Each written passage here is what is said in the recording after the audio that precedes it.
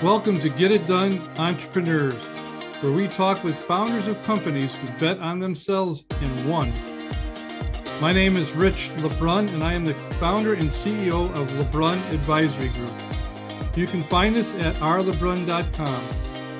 Our mission is to help our clients build wealth through business ownership. Stick around to the end of the show and we'll reveal how you can be our next guest. Our special guest today is Simon Severino. Simon is an author. He is a CEO of Strategy Sprints and host of Strategy Sprints podcast. He has interviewed powerhouse entrepreneurs like Rita McGrath, David Allen, Nir Eyal, Kerry Marshall, Verne Harnish, Brian Kurtz, and hundreds more on business productivity and growth. He helps business owners in SaaS and services run their company more effectively, which results in sales that soar. He created the Strategy Sprints method. Now get this, that doubles revenue in 90 days. We're going to hear more about that here in the show. He helps that happen by getting owners out of the weeds. Simon leads a global team of certified strategy sprints coaches that helps clients gain market share and work in weekly sprints, which result in fast execution. As a member of Silicon Valley Blockchain Society, he enables cross-stage capital flows and helps minimize execution risks in technology startups. His team is trusted by companies such as Google, Consilience Ventures, Roche, AbbVie, and hundreds of frontier teams. He is a TEDx speaker and has appeared in over 500 podcasts. He writes for Forbes and Entrepreneur Magazine about scaling digital businesses. With that said, welcome, Simon, to the show. Hello, Rich. Hello, everyone. Thanks for having me. Well, I'm really grateful you took time out of your busy day. I've got a chance to read up on you, and you got a high-impact business, and we want to learn more about that. So with that said, Simon, generally speaking, we like to hear your story. When did you become an entrepreneur?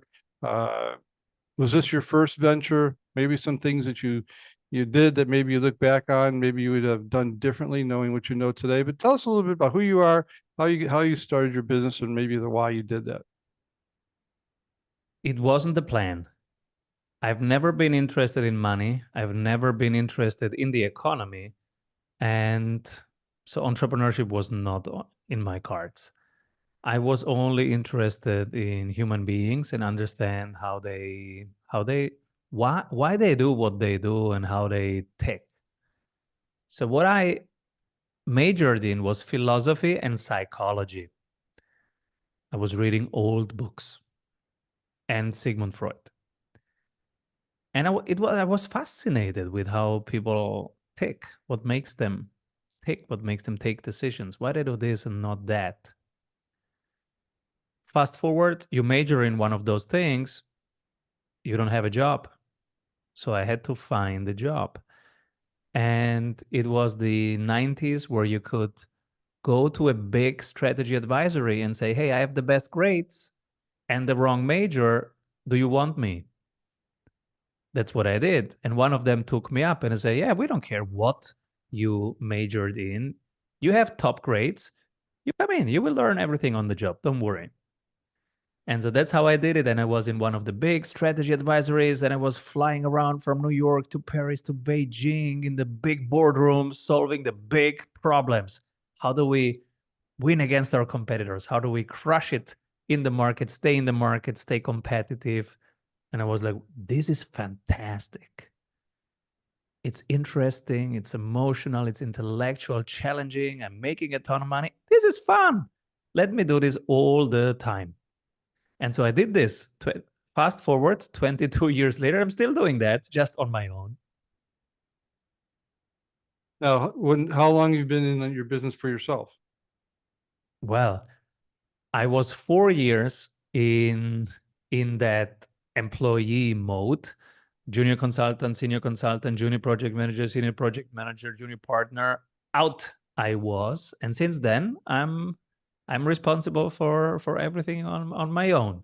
So I was then the product and the service. You need to double revenue, someone comes to you. Then we digitized. You need to double revenue, no problem. Someone comes to you via Zoom. And so now I'm on their phone, I'm on their computer, I'm on their desk if you want. and we're connected 24/7. I became like Jarvis to the Ironmans, like they are in action and I am their decision support. Mhm. Then I built some more tools, and then I became the bottleneck. As many listeners know, at some point you are the bottleneck for your own growth, because let's say you have 8 clients, now you're full for the week. What do you do with number 9? And so I had to start finding a way to remove myself from operations. I said, how can I train other people to do what I'm doing? You have different pathways. I chose certification as a way of franchising. So I will teach you what I do. You can be on my team.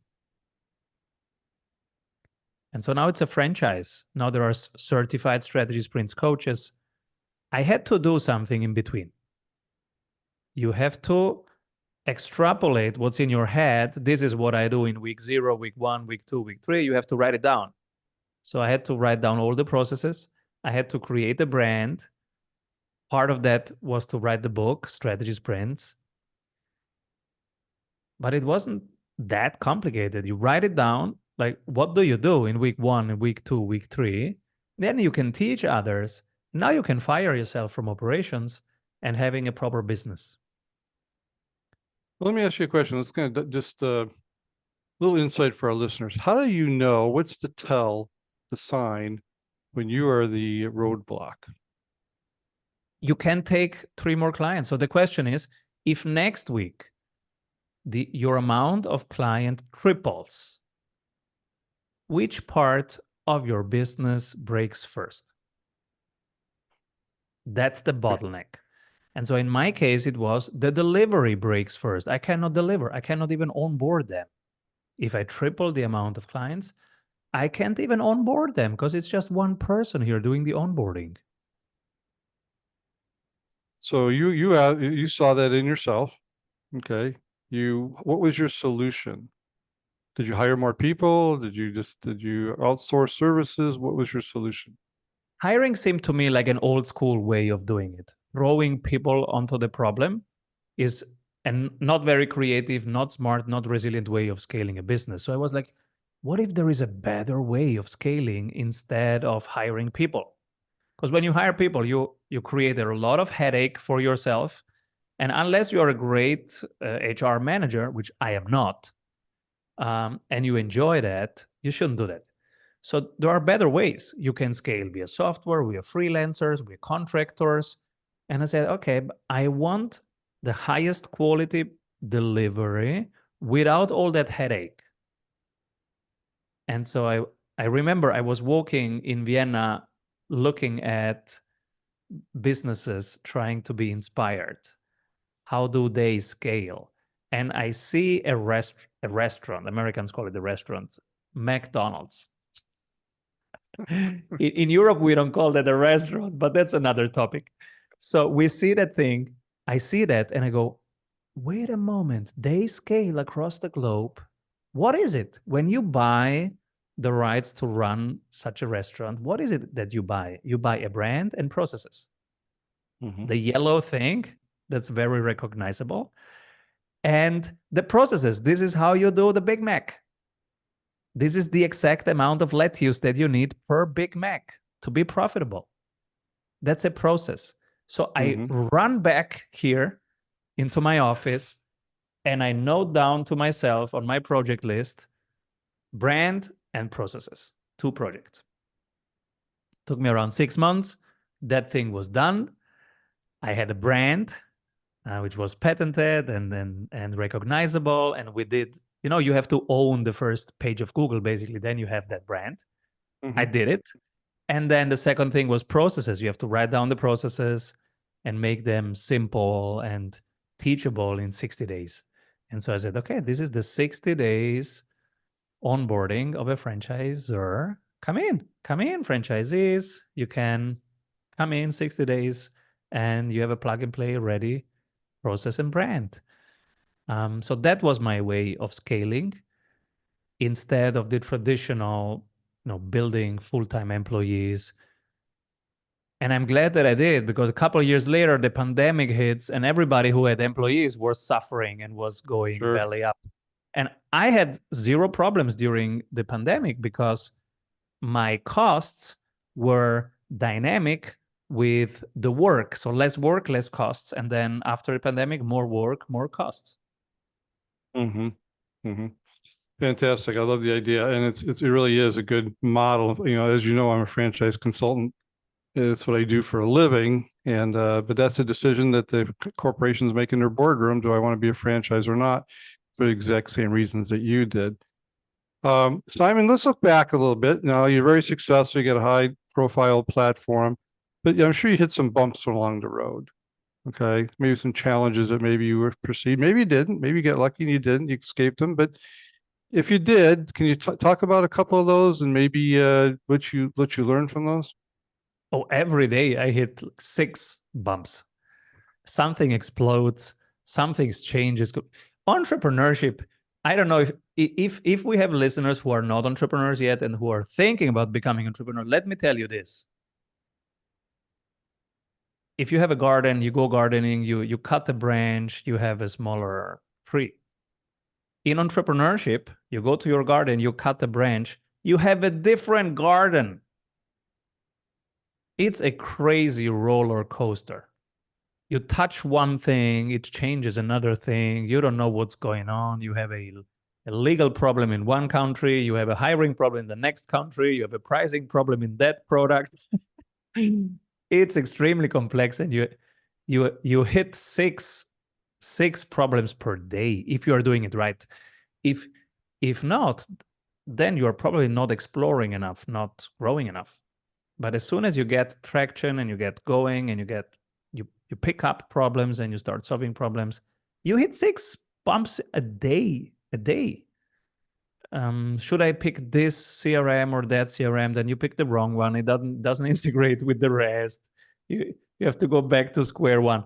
You hire somebody, 60 interviews, and then you pick the wrong people. 3 months later, you have to fire them or they go away. Everything starts from scratch. So it's Sisyphus. It's 100 moving parts. Every day there is stuff to solve. That's why you really need blueprints. Like in my book, I share the blueprints that I use, for example, for hiring or for sales or for marketing. Don't reinvent the wheel. Use Rich's blueprints. Use the blueprints of people that have built something already. Otherwise, it's a jungle. I love it. Okay, but you've also done some really great things too. Again, my research led me to believe and see and watch and listen to some really cool stuff that you do. So what are a couple, other than getting out of your way, which is obviously the catalyst to do what you do, what are some other great decisions you made that really have been the catalyst for your success? Another important decision has been turn all costs into variable costs. So instead of having fixed costs with vendors, with all your main cost blocks, make them variable costs. So what are the biggest expenditure for most people? It's personnel, it's location. In the old world, you would have headquarters and stuff like that. That would be the second biggest cost position. And in the new world, a big cost position is software. Mm-hmm. And with software, you have to look at the number of seats and the duration of your contracts. How quickly can you get out? So very important decision has been to create a governance rule, a guardrail that says all our contracts are like Lego, not like Duplo. So there are small building blocks and you can change them quickly. You can fire every vendor in a month, within a month. And they are not compensated by time. They're not paid for time or any input. They are paid for outputs. So let's say you want a marketing agency. Instead of paying them, $5,000 a month for a Google ad and $5,000 for sitting around writing copy, you pay them for every lead. You say, okay, you get $500 for every qualified lead that you get onto my calendar. That was a very smart decision. In the beginning, It made our life harder because you have to talk to 50 marketing agencies before you find one. And so it's troublesome in the beginning, but when you have then a vendor that you pay based on performance, again, in a recession, in a stagflation, it will create resilience, but also on the upside, you are just de-risking everything. So it's dynamic. It grows with you. It with all weather conditions and with all terrain, it adapts to it. So that has been a great decision. I love that. I love that. Keep turn fixed costs into variable costs, and really take a look at your business where you can do that. Sometimes you have to have some fixed costs if you have to have real estate related or things like that. But again, there's a lot of creativity out there to approach the subject matter in a different way. Simon, let's take a commercial break. And you can use this time to promote your business in any way. Tell our listeners who your customers are, what size companies maybe, what kind of services, if you have any events you want to promote. But I want to also specifically say this. You have a comment in the bio says that you can duplicate or double revenue in 90 days. Now, that's a bold claim. And you got my attention, by the way, as a business owner. And I hope you get all my listeners' attention, because who doesn't want to double revenue in 90 days? So somehow we, without giving all your secret sauce away, but just, give us a little bit of a teaser, really, about anything about your company, but maybe also specifically about that.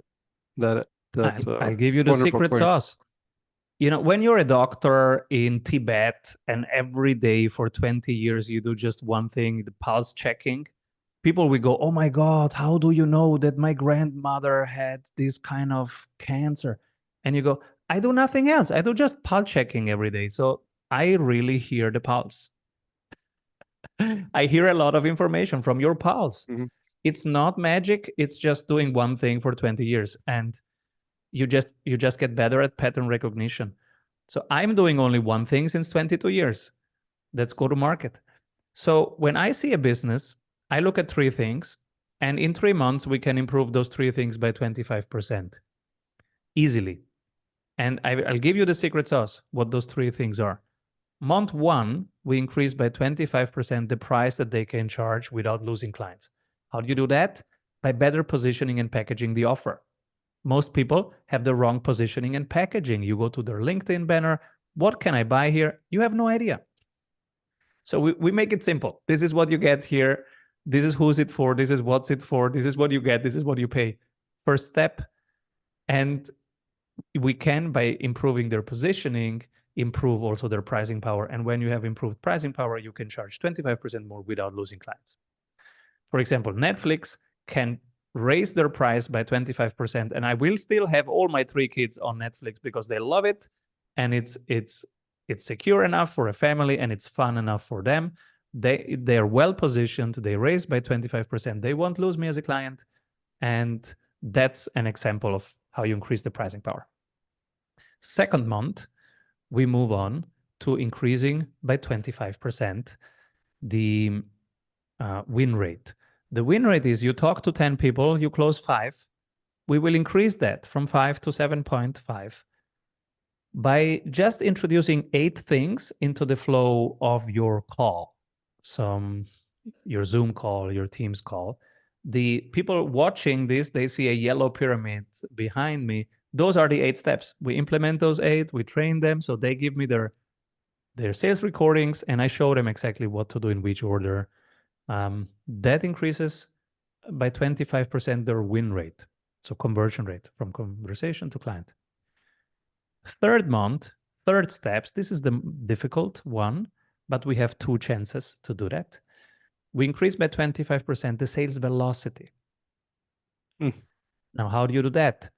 First attempt, sometimes doesn't work. First attempt, shortening the time from awareness to closing. You do that with videos and with emails and with voice notes. We have a specific format. We call it the RBS, relationship building sequence. Now, sometimes it works. Sometimes it doesn't. If it doesn't, we have to go to the other side of the funnel. Current clients, how do you keep them longer? Expansion selling. They came for a specific solution they stay for the community. They came for something, but they also need something else. Upsell, cross-sell. So that's expansion selling. That's the third plus 25%. We have now increased sales velocity, either by shortening the sales time or by keeping them longer. Same effect, plus 25% sales frequency, sales velocity. If you add now those three plus 25%, it compounds to plus 99% in revenue. We have effectively doubled sales. Love it. Love it. I love the strategy behind it. So who are your customers? We have all, different listeners out there. Is it the entrepreneur, the solo entrepreneur, the big corporation, mom and pop store? Who is your best customer? No brick and mortar and no low ticket. So they have to be somebody who sells online, can be a service-based business, can be somebody who sells their product online. Those products are above $10,000 a pop, and the rest doesn't matter. So if they have these two they are a high ticket B2B kind of offering, service-based offer, and they're doing at least 35K per month right now in sales, we can get them to 70K. Everything bigger than that, everything enterprise is easy, and we have an enterprise format. We have a small business format, and we have a solopreneurs format, because they have different needs and different, they need a different form of help, but we can help all of them. Even if they're solopreneurs, they just need to be at 35K per month, then we can get them to 70K per month. That's a small portion of the solopreneurs, but we can help them. And they need to be in the high ticket space, because all our tools are about buyer psychology, understanding the buyer better. And you want to spend time understanding them if you are making enough margins. Otherwise, you go, no, I don't want to talk to them. I don't want to understand them better. Just have my website sell stuff to them. That's not our business. We don't do funnel stuff. We actually care about people, and we want to help them make the best decisions. That's why high ticket.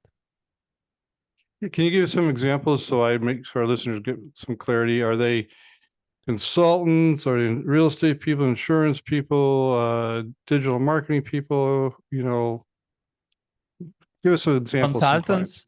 Consultants, yes, they are management consultants, IT consultants, business intelligence consultants, and they want to land better clients, and they want to double revenue. They're marketing agencies. They want to keep their clients longer and have higher profit margins.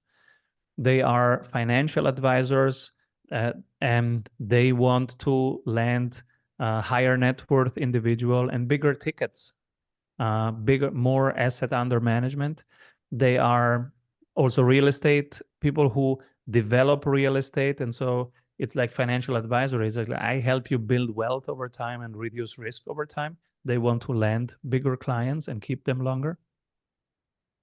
Okay, great. It's a big universe you can serve. Absolutely. Okay, let's shift to the third segment. We'll spend some time here, and then we'll wrap up the show here. But we're all facing some tough times around the world. You're in Austria.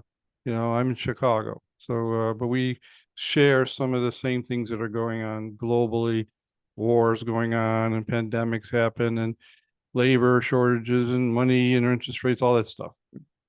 So our business owners who are listeners are saying, is this a time to expand and grow? Is this a time to retreat and just kind of sit back for a while and watch things go by? You're running a successful company. What's your thoughts on this, and what are you doing for your company?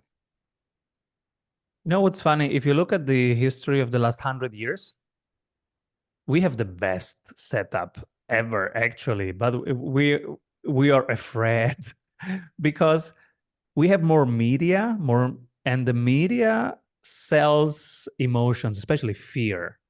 And so everybody's fearful, recession, stagflation. If you look at the last 100 years, we always had much bigger problems.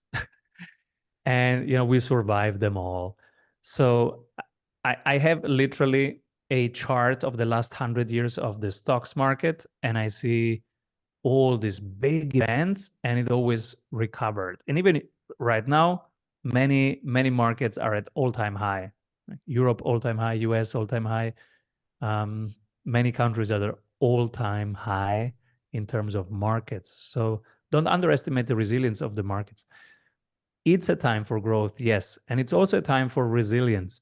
Resilience we have covered. Turn your costs into variable costs, from fixed costs to variable costs. Don't be capital heavy, be capital light. You don't need to spend on real estate. You don't need to spend on old school kind of dead weight costs. Think of smarter ways, more creative ways. You can look at other industries. Like I'm in a consulting industry. I was looking at the food industry. So you don't have to find a solution in your industry. Usually your industry, everybody's doing the same. They're not very creative. So look at other industries. How are they solving the problem and bring it to your place? That's a better way to innovate, because other industries, and I can tell you as a business coach, I see multiple industries and I go, hey, that industry is solving your problem. And they go, oh yeah, I didn't think about it. So look at cross industry to find your solutions, and don't add costs on costs on costs. Business development, you can create organic flywheels. I help my clients stop spending on marketing and immediately. They are overspending on marketing, things that don't really create sales. So if you spend on sales, but cut marketing, cut everything that's research and development that you don't really need. If you need it, do it on the job, do it in the operations. So there are multiple ways of making your business more resilient, and also add additional revenue streams. So if you have one-off sales, add repeat sales. If you have repeat sales, add recurring sales. If you have recurring sales, add dividend income, rental income, affiliate income, royalties, IP licensing. So you can add multiple income streams on top of that. That will make you also more resilient. I can talk for hours about what people can do. I think those are some ideas. We'll get another show just to cover that topic. All right. Last but not least, you're an energetic guy. You have to get up in the morning on Mondays and lead the charge. So what keeps you focused? Do you have mentors? You do certain disciplines in life? You read certain books? I mean, tell me how you take care of yourself to go ahead and be that high impact person in the market. I'll tell you my trick. My trick is I have 3 small children. And that's a superpower, because when you have 3 small children, you will never have time to have a break again. You will be on and you will be so efficient. And sometimes if I get into overthinking or overanalyzing, etc., I look at them, they look at me back, and then they start singing something or dancing or say, Papa, let's play soccer. So if I get into a moment of, low energy, more overthinking, boom, they bring me back. Half an hour with them, boom, I'm back in my body. I love it. Keeps things simple. Absolutely. Well, Simon, thank you so much on behalf of our listeners for taking time out of your busy day to share your wisdom and insights. We will definitely have all the notes in the podcast, which will be aired in approximately 2 to 3 weeks on all podcast platforms, as well as on our YouTube station. Simon, how can people get a hold of you should they want to utilize your services? They can grab the book, Strategy Sprints, and they can implement many of those things already. If they want to go deeper, they can download the tools and use them. They are at strategysprints.com. And if they want to talk to us, they go to strategysprints.com. They hop on our calendar, and I'm happy to talk. And you said you work all across the world now, right? Yes, we can cover all time zones. All time zones. That's great. Well, again, thank you for your time, and I hope you have a wonderful and successful day. Thank you, Rich, for showing up for your community with consistency. You're welcome. Rich LeBrun here. Thank you so much for listening to our podcast, Get It Done, Entrepreneurs. If you are a successful business owner who would like to be on this program, please visit us at rlebrun.com/podcast and fill out the form, and we will reach out to you. If you got something out of this interview, would you share this episode on social media? Just do a quick screenshot with your phone and text it to a friend or post it on the socials. If you know someone that would be a great guest, tag them on social media to let them know about the show and include the hashtag GetItDoneEntrepreneurs. I love seeing your posts and guest suggestions. We are regularly putting out new episodes and content. To make sure you don't miss any episodes, go ahead and subscribe. Your thumbs up, ratings, and reviews go a long way to help promote the show and mean a lot to me and my team. Want to know more? Go to our website, rlebrun.com, or follow me on LinkedIn, Facebook, and Instagram. Thanks for listening. We will see you next time.